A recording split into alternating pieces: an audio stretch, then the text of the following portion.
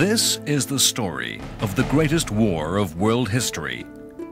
It's the story of a terrible time, an age when the most wicked evils were perpetrated.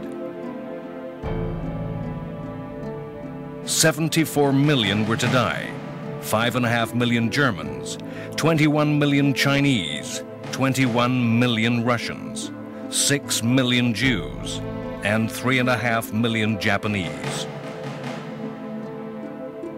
The images of the past send a message through time, a warning from the past, lest we forget.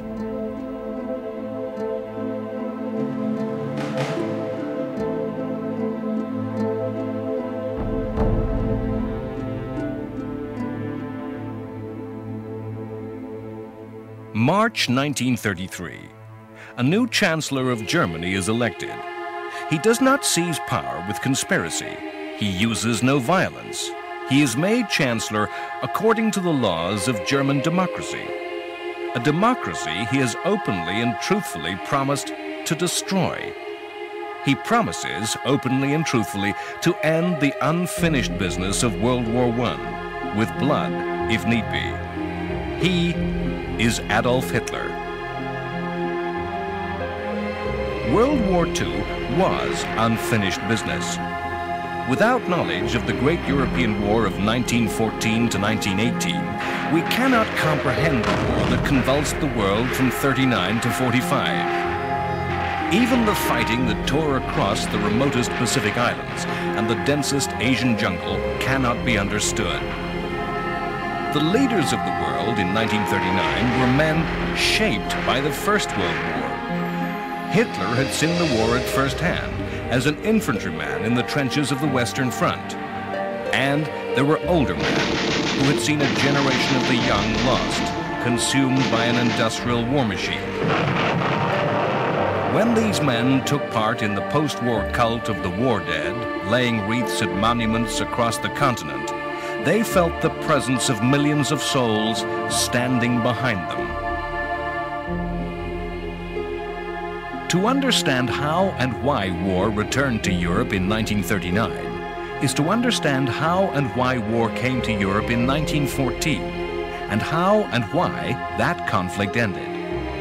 The cause of war in 1914 was the simple problem of Germany, of how the then new country of Germany could be accepted as a great power by other, much older powers, France, Russia, and Britain. In a tangle of alliances, a climate of aggressive rivalry between these countries burst into war. World War I ended in a strange anticlimax. It's hard for us to remember that after a massive victory in the East, ending in abject Russian surrender and the conquest of vast lands, Germany itself collapsed to defeat without being invaded.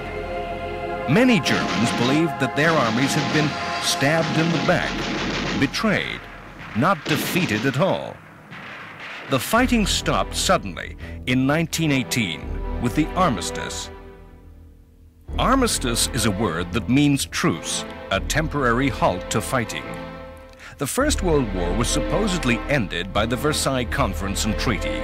A summit of France, Britain, Italy, and America met to decide on a system of security that would guarantee peace in Europe. Lenin's new revolutionary government in the Soviet Union was not invited. Germany was summoned only to sign the resulting treaty. The French demanded that the treaty formally blame Germany for starting the war. Britain saw the war more as a terrible mistake. Every line of the treaty followed from the supposed German guilt. The guarantee of peace was to be the punishment and weakening of Germany. In fact, each line was a recipe for a future renewed war. Germany lost territory in the East where huge areas had been won from Soviet Russia. These gains of what in later years would be called Lebensraum, living space, were taken away and used to create a new nation, Poland. A high-minded and noble idea was that states should be decided by nationality. Therefore, the Polish had a country of their own, rather than living as minorities in Germany or Russia.